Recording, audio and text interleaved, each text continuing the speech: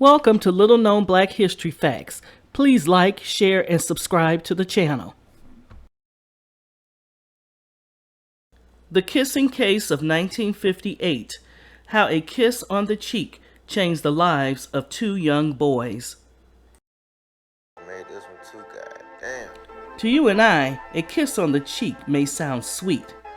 But a simple kiss on the cheek made civil rights history and shattered the lives of two innocent 7- and 9-year-old boys. The politics of race and sex was a perilous issue in the Jim Crow South. The fear of black men raping white women was used to stir up mobs to attack black neighborhoods. For many, the main impetus for segregation was preventing interracial sex and marriage. The fear of miscegenation took the most extreme form in the 1958 kissing case. In 1958, Monroe, North Carolina, two young African-American boys were charged with rape. What was their crime? A young white girl, Sissy Marcus, of similar age as the boys, told her mother she kissed 9-year-old James Thompson and 7-year-old David Simpson on the cheek. Her mother became furious and phoned the police, explaining that the boys had raped her daughter. The father gathered a mob together to kill the boys and their mothers. Police got wind that a mob was forming and preemptively arrested the boys before the mob arrived. The mothers of the boys went into hiding. Local officials unlawfully detained the two young boys for a week.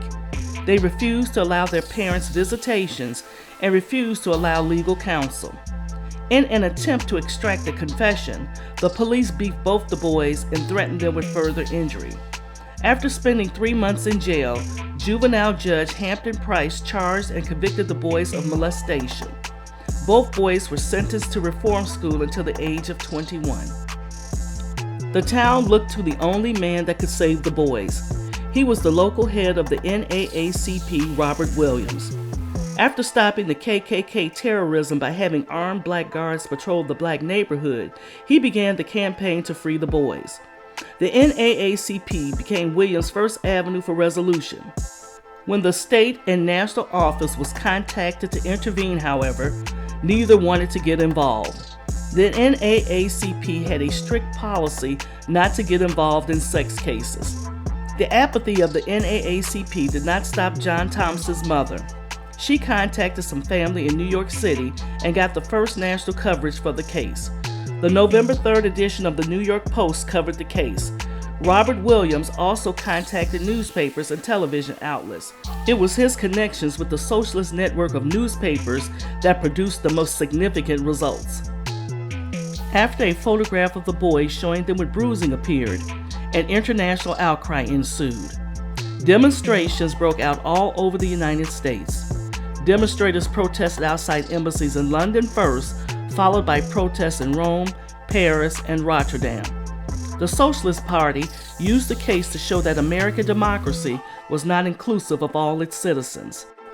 The world publicity shamed the NAACP and the North Carolina governor to take action. The two entered a secret agreement to arrange for the boys' release. The NAACP would agree to relocate and finance the family's move to Charlotte, North Carolina. The government would arrange for their release when the family settled in the new location. If the arrangement could stay secret, the boys could hide until the dust settled around the kissing case. To keep the NAACP and the governor pressured, Williams moved to have a habeas corpus hearing on the kissing case. If the boys won the habeas corpus case, it would prove that their imprisonment was unjust. The continued pressure eventually worked.